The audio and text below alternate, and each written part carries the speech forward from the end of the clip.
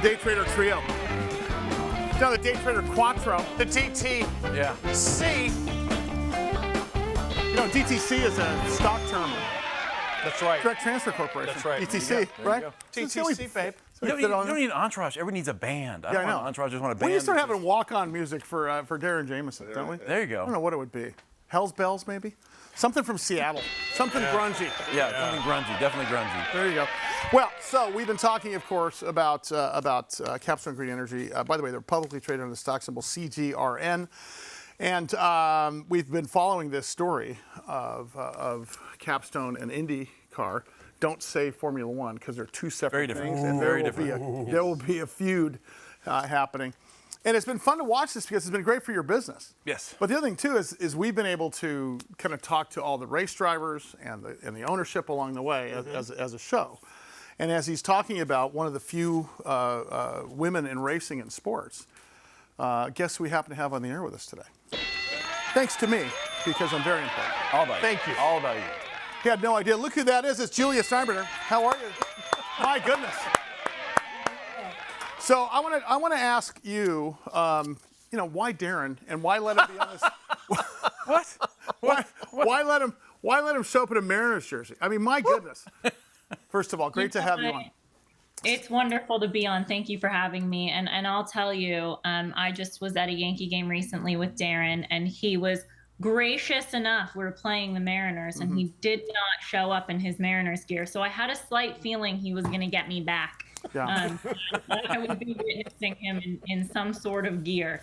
But I see the Yankee hat back there. So yes. I did bring the Yankee hat. Yet he shows up on national television in a Mariners jersey with you as a guest. That's perfect. You know, I could have brought a dachshund. I would have been really mean. Yeah, wow. Yeah.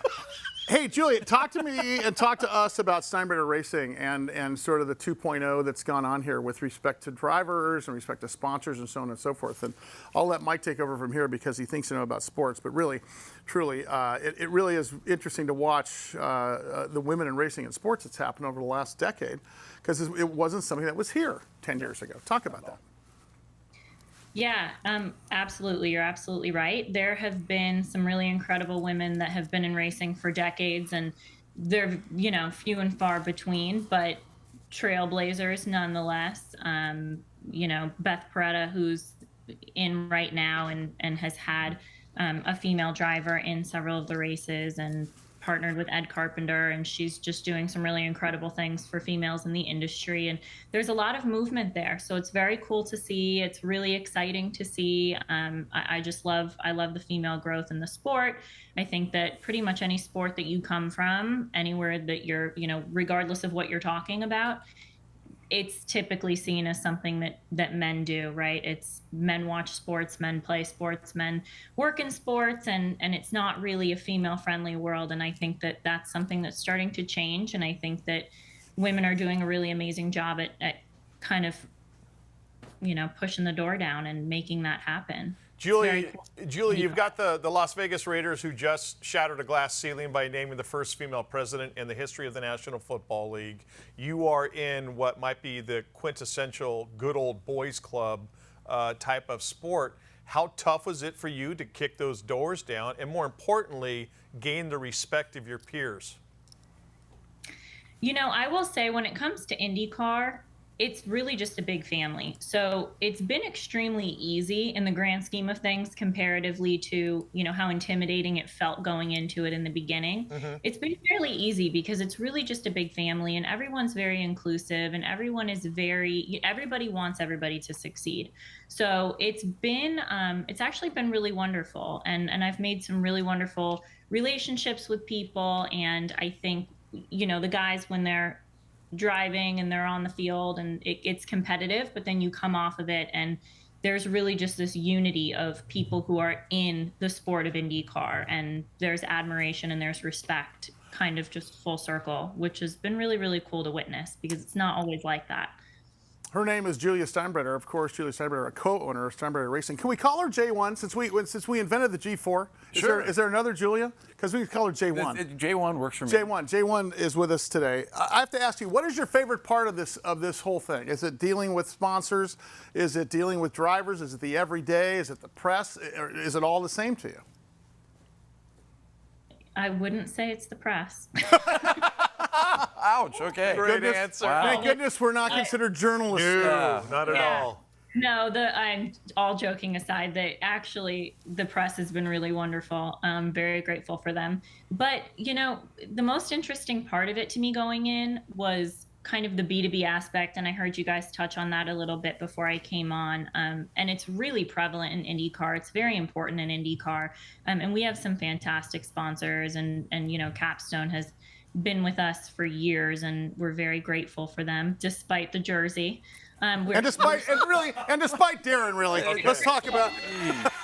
That was a veiled threat. By the way, he's been with us for years too, which is why he's so familiar. First time he was on the air, I go, there's our new co-host. You better burn that. I will burn it in the parking lot. I will burn it. Okay, it's done. Our relationship with Capstone has been amazing, and we love Darren. I have to ask you this because as a tried and true IndyCar fan, of course you're in the business, you don't see green energy at the top of the sponsor list very often. You're seeing gasoline companies, you used to see cigarette companies, certainly saw booze companies, even with our good friends. All your favorites. Our good friends. Yeah, I was going to say, all the things that make life worth living. There's nothing in this, by the way, because we had to put the top on. Neft is on Julia's cars. Right, I know. Vodka is alive and well. But I mean, the green energy thing had to be a surprise for everyone. Wasn't it, Julia? Yeah, I mean, it's definitely not something that you see on several cars. I like to think that we kind of had a green energy focused car in a lot of ways with several of our sponsors. Capstone really kind of being the leading force of that when we got into IndyCar in the first place.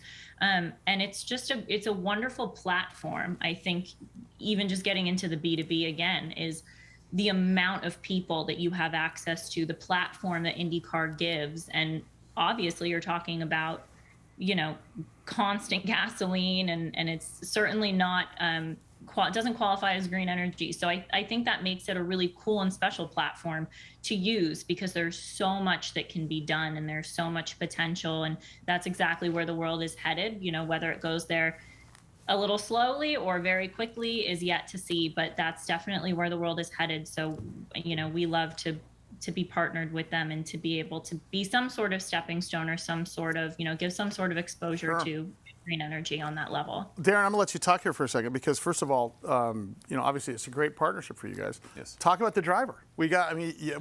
In fact, I think we can bring a picture of it. Talk about. Yeah, Devlin DeFrancesco. So we've gone from Colton Herta, a 19-year-old phenom, when we started getting into racing, and she's one of the best drivers in IndyCar today. And, to the mayor of Hingetown. To the mayor of Hingetown, which is one of the most senior, executives in the race, is now in the booth, and now Devlin DeFrancesco, who's another rookie, 22 years old, born at a pound, super preemie, and so he's got a big, a lot of social stuff that he does there as well. And that's another thing, is that Julia's involved with the G4 Foundation. We have Capstone Cares. I know you do a lot of charity work. I think that's another kind of common thread that goes through all this, is giving back to the community.